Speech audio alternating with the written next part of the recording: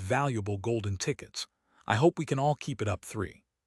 Chapter 1092, Xuanyuan Wenchun's current circumstances. Approximately 2 hours later, Bai Zemin and his group flew over American ground directly to the north of the Atlantic Ocean. The meeting with Angelo was over, and he had made his decision. Even if decisions could change over time depending on circumstances, at least temporarily, it was clear that the leader of the United States of America had chosen his side. Mounting little snows back on the front, Bai Zemin looked at the artificial intelligence core under the name Abyss for several minutes before stowing it in his storage ring.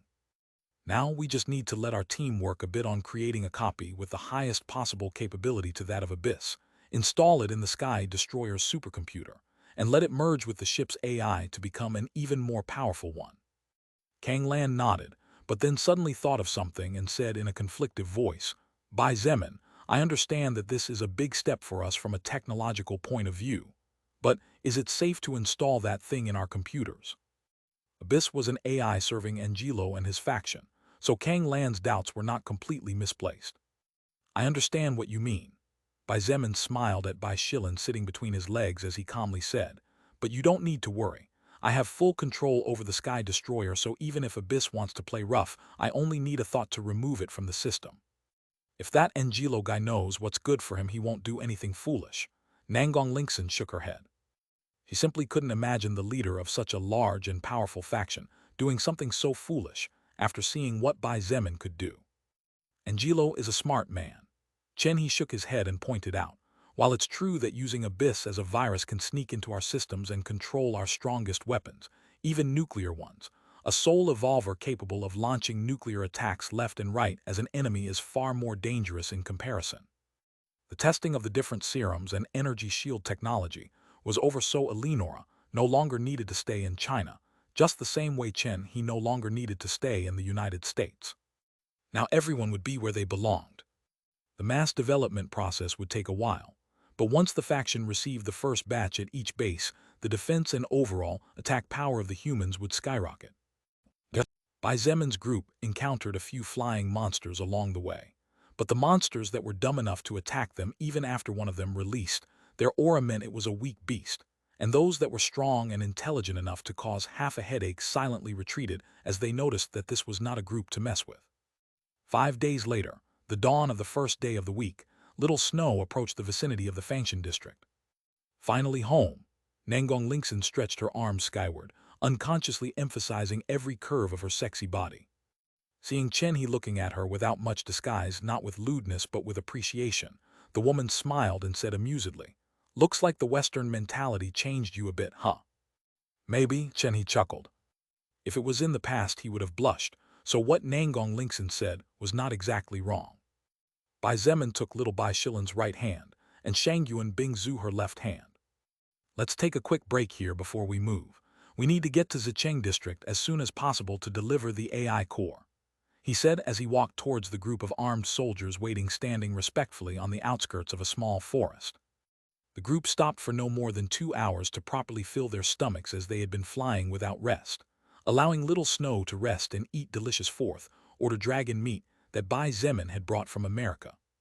Less than 2 days later, Bai Zemin's group arrived at Zicheng District, a place where the best team of soul evolvers with skills focused on developing and understanding high-level technology were located. Bai Zemin personally met with the leader of the not-so-large group of only 22 members and explained what he needed. Mei Li, this is a matter of utmost importance and must be treated with utmost seriousness and kept secret, Bai Zemin said in a deep voice as he looked at the pretty woman in front of him. Mei Li was only a level 16 soul evolver whose combat ability was pitifully low. However, Bai Zemin appreciated her and the others for characteristics that any other young man his age would have ignored, and by the time they noticed her importance it might have been too late. Although she was over 40, her appearance was that of a fair lady in her mid-30s, mainly thanks to the high-quality potions and food she could afford thanks to her position within the faction.